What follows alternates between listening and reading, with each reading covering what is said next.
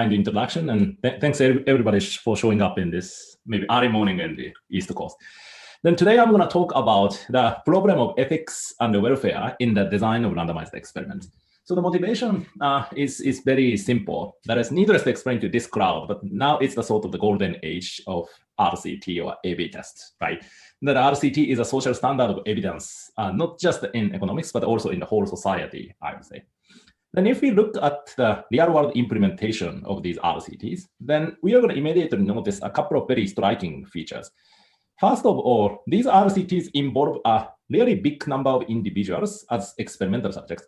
So I'm going to be specific about a couple of numbers, but looks like hundreds of millions of individuals participate into some RCTs in recent years. Then for such a large population of experimental subjects, many of these RCTs randomize very high-stakes experimental treatments. Say, think about some medical clinical trial where the treatment is a cancer drug or a new HIV prevention drug.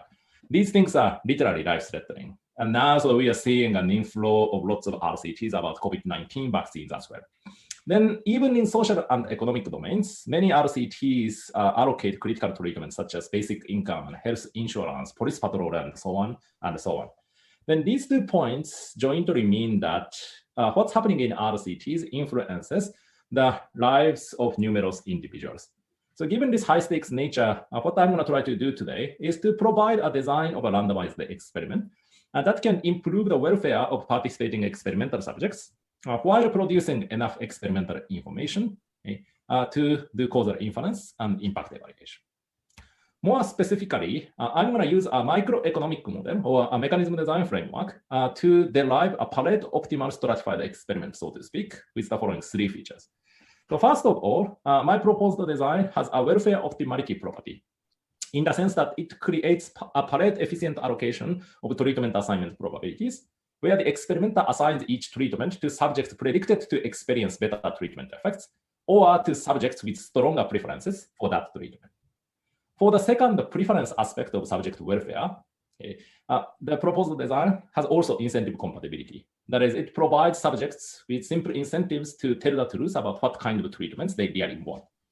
Finally, since this is an experimental design, it also should allow the experimenter to estimate or unbiasedly estimate the key causal effects that are usually estimated with data from an RCT.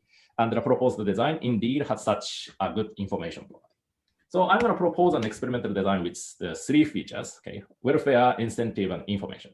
Then after developing such an experimental design as a purely theoretical concept, I'm going to also verify and quantify these properties through some empirical illustration. And my empirical analysis is going to be based on data coming from a water cleaning experiment done in Kenya in mid-2000. And through this empirical application, I'm going to find that the proposed design is indeed substantially better than RCTs in terms of these 3 properties. Specifically, it's possible to improve the predicted welfare of experimental subjects while producing almost the same treatment effect estimates with almost the same standard errors or precision. So this project is a mix of some methodological development and an empirical illustration. And it's clearly mission impossible to explain all of these points in 25 minutes. So I'm going to mainly focus on the sort of the conceptual side of this experimental design and provide only a brief summary of the empirical result. Then before jumping into the analysis, let me spend just 1 minute into explaining why this problem is important and interesting. That is, why should we care about subject welfare? So my answer to this question consists of 2 simple facts. So fact number 1, RCTs enroll hundreds of millions of individuals as experimental subjects. So to be precise, I computed the number of patients who participated into some medical clinical trials from 2007 to 2017 based on WHO's clinical trial registry. Then this analysis or exercise shows that the total number of clinical trial participants was over 360 million during this decade, which is even larger than the entire US population. And I did the same computation for social and economic RCTs as well, based on the AES registry. Then the number turns out to be order of magnitude smaller, but still more than 22 million individuals and households participated into economic experiments. So it's probably fair to say that hundreds of millions of individuals and maybe billions of individuals if we include online A/B tests conducted by web companies and tech companies. This sort of massive number of individuals are participating in the RCT in recent years. Then for that sort of subject population, many of these RCTs create very high stakes resource allocations. And this high stakes nature is kind of obvious in the case of many medical clinical trials, right? Let us think about COVID-19 vaccine trials or this specific clinical trial where the treatment was a newly developed cholesterol lowering drug. And this drug was randomly assigned to over 4,000 heart disease patients. Then this drug turned out to be a miracle drug, so that the treatment effect on the 5-year mortality rate was more than 30% reduction compared to the baseline level. So then from this single clinical trial alone, the lives and deaths of hundreds of individuals depends on how to design this clinical trial and who gets which treatment. Then this motivates me to think about the problem of welfare in the design of RCTs. Then I'm going to use the following stylized framework where we have a bunch of experimental subjects, I1 to IN, to be assigned to a bunch of experimental treatments from T0 to Tn. Okay? Then I assume that the experimenter has a couple of measurements about subjects' predicted welfare. A key measurement about subject welfare is probably some information about how effective each treatment is likely to be for different types of experimental subjects. And I'm going to use this ETI symbol to denote this predicted effect of each treatment T on each subject I. And these predicted effects are supposed to be coming from prior experiments or observational studies, as is sort of always done in medical and business domains. Then, even conditional on these predicted effects as a first welfare measure, there is ample evidence that different subjects have different preferences about what kind of treatments they want. And to capture this preference aspect of subject welfare, I'm going to use this WIT to denote each subject I's willingness to pay, or WTP, for each treatment T. So W and E are going to be my sort of prior welfare measures. And I'm going to use this first treatment T0 to denote a control or placebo to be compared to other things. And let's normalize both E and W, so that both E and W are 0 for this control. So everything is going to be measured relative to this control thing. So then that's the framework. And any question or clarification? Good. Then given this, different experimental designs produce different treatment assignment probabilities. The benchmark experimental design is the usual RCT, which assigns each subject to each treatment, with some constant assignment probability denoted by this P super RCT, And I'm going to denote this P RCT as the ratio of each treatment T's pseudo or quasi-capacity CT relative to the total number of experimental subjects N. Now from this expression alone, it should be clear that this RCT doesn't directly incorporate any information about willingness to pay W and the predicted effects E. So my first theoretical question is how to sort of incorporate this additional rich data about subject welfare, especially willingness to pay and predicted effects. And to answer this question, I'm going to develop and consider the following experimental design, which I'm going to call experiment as market, or in short, exam. So this exam is an application of microeconomics or market and mechanism design to this experimental design problem. So at a high level, let's create a completely hypothetical centralized market economy in the experimental's computer. And in this market economy, commodities or goods to be allocated correspond to treatment assignment probabilities. And consumers correspond to experimental subjects. Then let's substitute the experimental's data into this economy to compute the resulting competitive market equilibrium allocation of treatment assignment probabilities. So my proposal is to use this competitive market equilibrium as a possible experimental design. More specifically, let's find any personalized price competitive market equilibrium, which is defined as a combination of feasible treatment assignment probabilities P star, as well as their prices pi with a few equilibrium restrictions. So the formal definition is slightly complicated. So let me go through these pieces one by one. So first of all, this pi TE object, this red object, is the price of 1 unit of assignment probability at treatment T for experimental subjects for whom the predicted effect of this treatment T is given by E. Here, so E is just some number or some potential level of treatment. Then I will require this pi TE to be written as in this equation with some negative weight alpha on the predicted effect level. So the idea behind this negative weight alpha is that each treatment should be cheaper for experimental subjects who are more likely to be benefiting from this specific treatment T.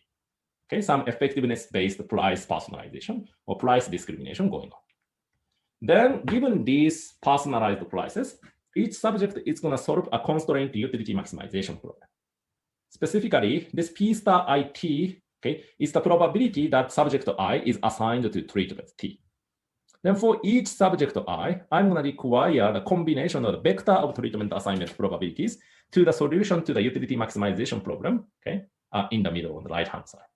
So in this utility maximization problem, okay, each person is trying to maximize the expected willingness to pay for assigned treatment, okay, but subject to some budget constraint.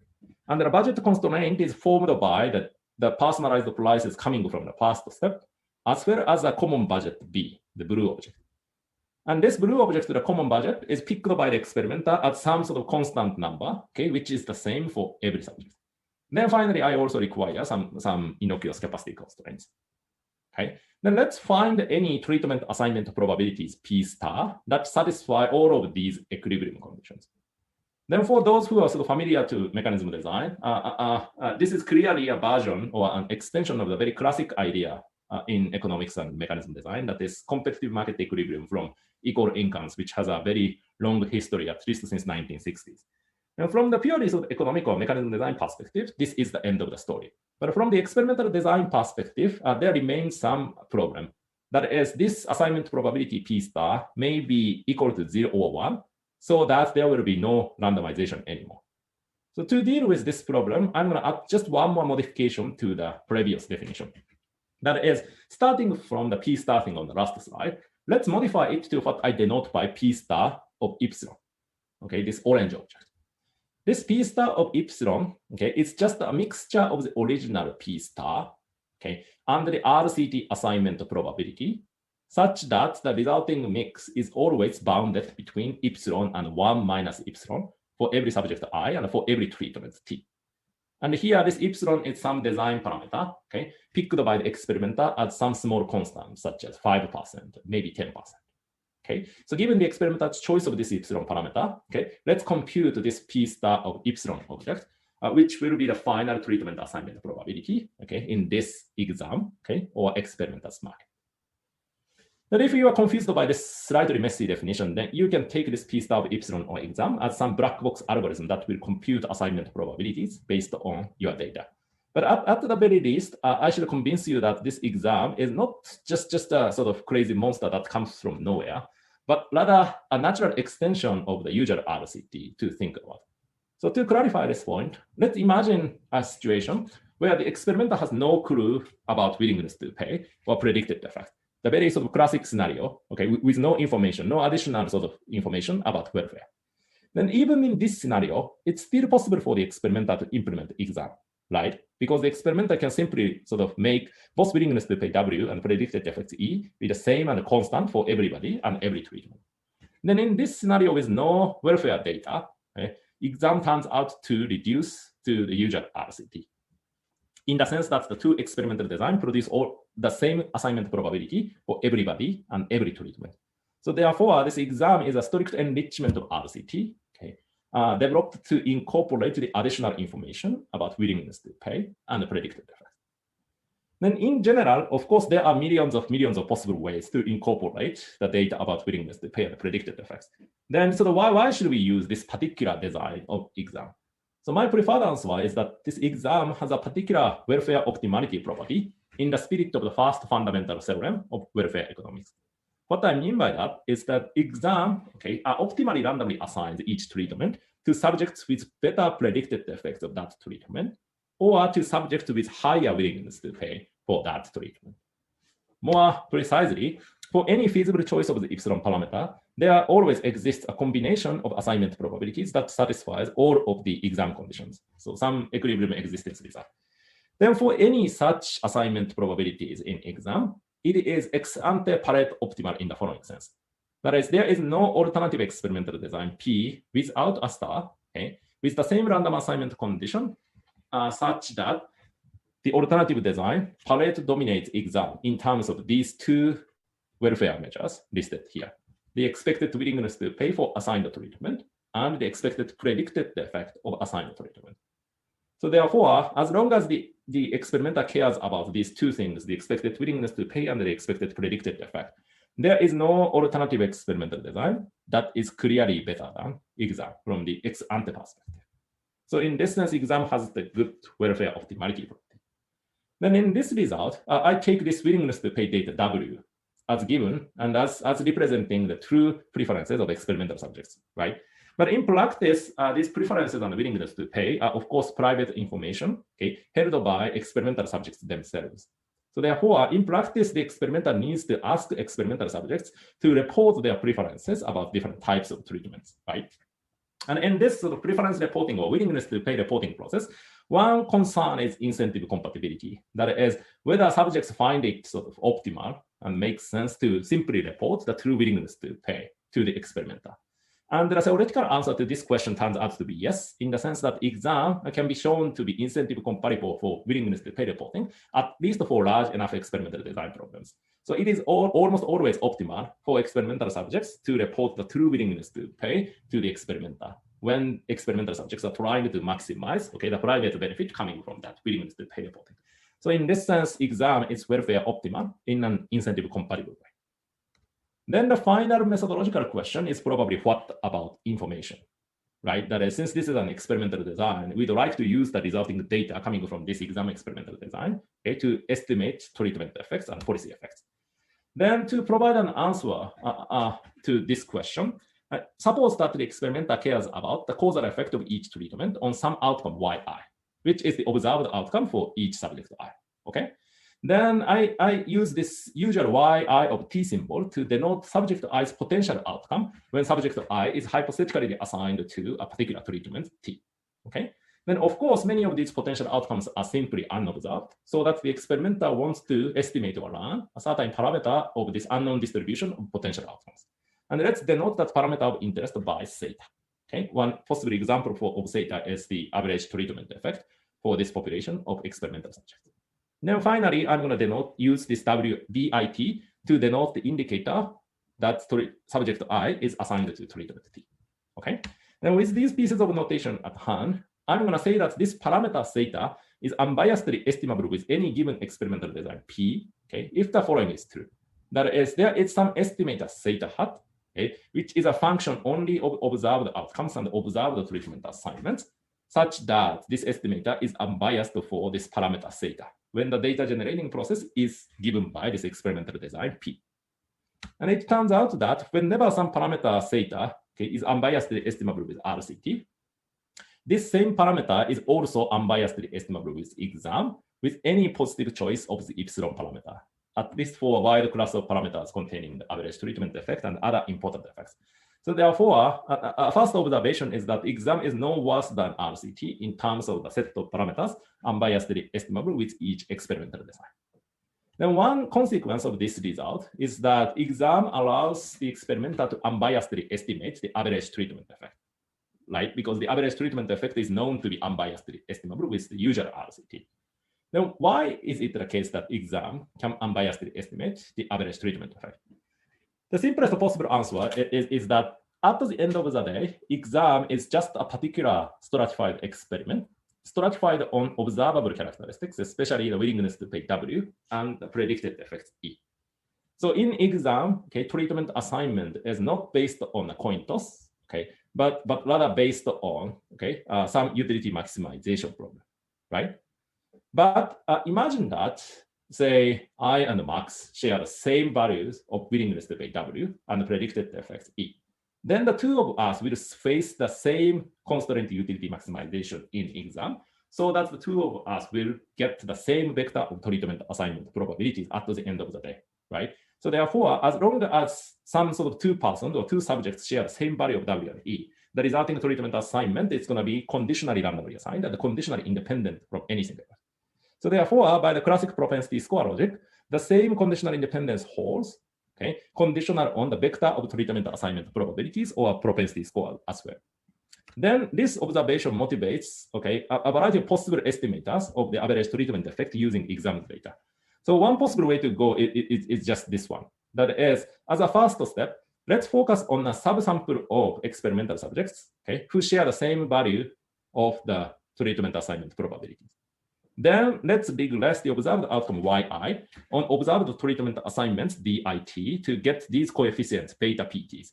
Now, this beta pt is an unbiased estimator of the conditional average treatment effect of each treatment t on the final outcome for this subpopulation of individuals with a specific value of the treatment assignment probability. Then to move from these conditional average treatment effects to the unconditional and global average treatment effect, it only remains to take a particular weighted average of these coefficients. So for example, if we weight these beta PTs based on the population fraction of each subsample relative to the total number of experimental subjects n, then the resulting weighted average of beta PTs turns out to be an unbiased estimator for the average treatment effect. So by using this estimator or other similar estimators, it's possible to estimate the average treatment effect and other key treatment effects using exams data. Then this is a point about bias. And in the paper, I also provide some discussions about variance as well. And one observation is that even in terms of variance, it is not necessarily the case that exam is worse than RCT. And in fact, so there are certain situations where exam's average treatment effect estimator is more precise than RCT's usual average treatment effect estimator. But in general, the variance comparison between exam and RCT remains ambiguous and remains to be an empirical question. So in the last sort of few minutes, quick, there's a question from the audience. Sarah, would you like to ask your question? Let's see. I could hold it till Q&A. It's probably less clarifying than just a question. Okay, sure. Oh, yes. So then let me answer this question. Okay. Then in the empirical application, I use data from a water source protection experiment done in Kenya a little while ago. And this experiment, fits into my framework as follows. That is, experimental subjects are about 1,500 households in the original experimental sample who are randomly assigned to a binary treatment of the protection of the spring in use at the baseline versus no such protection. So here the protection means that means some cleaning up of unprotected springs on the left, into something like the right one. So the experimental NGO tried to improve the quality of these springs or water sources, to avoid a bunch of bad outcomes such as child diarrhea. So as a primary outcome, I'm going to use the incidence of childhood diarrhea and the heterogeneous treatment effect of this treatment T1 on this diarrhea outcome corresponds to that E symbol in my model. Then on top of that, an additional piece of data about household water source choices also allows me to estimate households' heterogeneous willingness to pay for this spring protection treatment. So I'm going to use this data to estimate both E and W, then use the estimates to implement exam and compare exam with RCT in terms of important properties. And here is a summary of my findings. So in terms of subject welfare, exam turns out to be substantially better than the RCT. For example, this is the distribution of the welfare measure, the willingness to pay welfare measure on the x-axis, while the y-axis is its cumulative density. And then this dotted blue line is the distribution of welfare and the RCT. Now, what happens if we switch from this to exam? The resulting new distribution is this red solid one. There is some first order stochastic dominance improvement, and the average value indicated by the vertical line improves by about 90%. So exam seems as much welfare better than RCT. Then despite this welfare merit, exam's average treatment effect estimation turns out to be also as unbiased and as precise as RCT's average treatment effect estimation in this particular setting. So here, this blue distribution is the distribution of average treatment effect estimates under RCT. If we switch to exam, the resulting distribution of average treatment effect estimates is this red distribution, which is very similar to the original blue one, right? And the similarity between these two distributions, blue and red, shows the following 2 points. So first of all, both exam and RCT have very little bias, and both of them allow almost unbiased estimation of the true treatment effect. On top of that, the two designs share very similar standard deviation or standard errors or variance in this average treatment effect estimation. So therefore, if we summarize what I talked about, this experimental market exam is a solution to the following hybrid problem of mechanism design and experimental design. That is, we'd like to maximize the welfare of experimental subjects, but subject to the constraint that we need to provide as much information and as much incentives for truth telling as in RCT. Then the empirical results from this data about the Kenyan water source protection experiment is consistent with the theoretical results. So we can achieve some welfare improvement at almost no cost in terms of information and incentive. So I'd like to interpret this exam as a potential sort of modification or enrichment of RCT when the experimenter cares a lot about subject welfare. So the final point is that sort of the general takeaway is that sort of economic thinking could potentially contribute to facilitating the advancement and use of complex, adaptive, and other novel clinical trial designs, which is one of the performance goals set by the Food and Drug Administration for 2018 to 2022.